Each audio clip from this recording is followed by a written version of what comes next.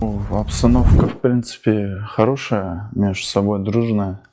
Вот все друг друга поддерживают, независимо от ситуации, какая сложилась здесь, и складывается, в принципе.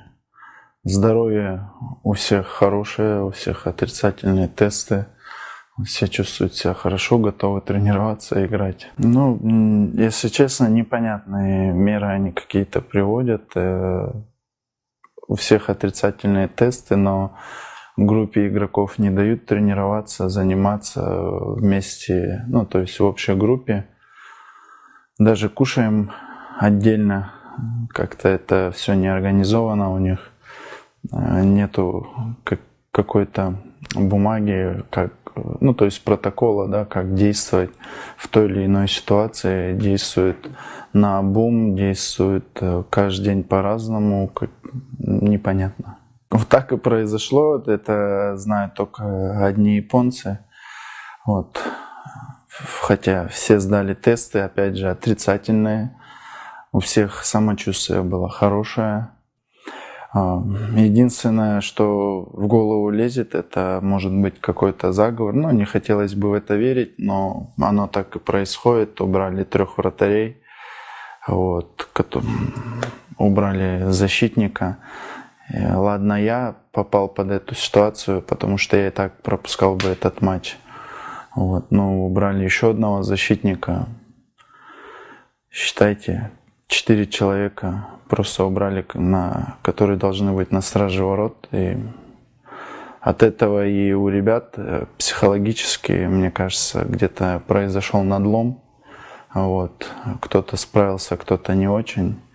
От этого отсюда и такой результат. Поставили перед фактом, мы уже приехали все в раздевалку, все готовились, переодевались, и менеджер наш зашел.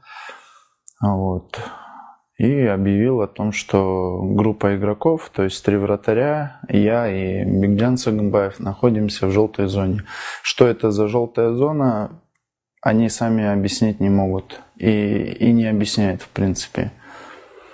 Есть красная зона, это понятно, да, у человека, у которого там ковид нашли, обнаружили.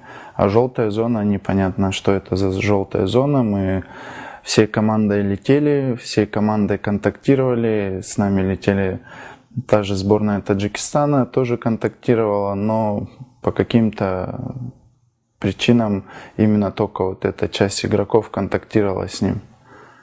Хотя я скажу, что я сидел от Аваза, допустим, слишком далеко, чтобы с ним контактировать, да, как утверждают японцы, с чего они выявили этот контакт. Неизвестно, то есть от этого и залазят в голову всякие мысли непорядочные о том, что здесь попахивает какой-то, подставой, да, можно так сказать. Кто-то чаще общается, кто-то меньше, но в целом я узнаю, как дела. Не у него лично, а у персонала, кто следит за ним, в большей части это доктора там. Чувствует он себя хорошо, сдает все отрицательные тесты тоже, но его не выпускают. Я себя чувствую отлично. Здоровье отличное у меня, только, наверное, нервничаю из-за того, что это все происходит. А так все нормально, никаких симптомов нет. Ситуация происходит такая, что у меня нашли положительный тест на ковид и изолировали меня от всей команды, от всех, закрыли в номере. Первый же день, как мы приехали в Осаку, мы сдали в аэропорту тест, у всех был отрицательный. После чего мы приехали в отель, на утро мы сдали тест. После обеда перед тренировкой нам сказали, что нельзя выходить на тренировку, потому что у нас, у кого-то тест положительный. Оказалось, что у нас всех закрыли, меня изолировали от всех. Но я знал, что я ничем не болею. Я сказал докторам, администраторам, чтобы они попросили, чтобы я еще раз дал.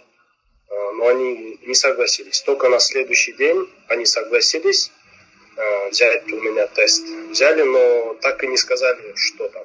или положительные, или отрицательные. Потом после всего этого наших некоторых пацанов закрыли. Потом наш администратор сказал, чтобы я сдал еще один тест. Я сдал его, и он вышел отрицательным. Вот такая ситуация. Изолировали меня. Пацанов не пускают на игру. Это беспредел, мне кажется. Потому что я ничем не болею, и мне вот такое сделали. Ладно бы следующий тест вышел тоже положительный, но он вышел отрицательным. Я не знаю, почему так делают. С первого дня все звонят, пишут, что ты. Все, наверное, думали, что я заболел. Но это нереально, наверное. Прилететь вечером сюда и потом сдать тест на отрицательный, после чего мы с дороги все устали, пришли сразу спать. И на утро я сдал, после чего сразу положительный. Я не знаю, откуда как они это считают. С пацанами со всеми общаюсь, все звонят, хоть и за дверью, все звонят через видеозвонок, общаемся, спрашивают все время. Они тоже не понимают, почему все так сложно. Все так. Их допускали к тренировкам со всеми. И после не допускают на игру. Я не понимал. До сих пор не понимаю их. Чувства, конечно, очень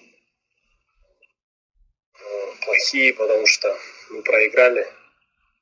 Желаю, чтобы все это закончилось быстрее, чтобы было хорошо.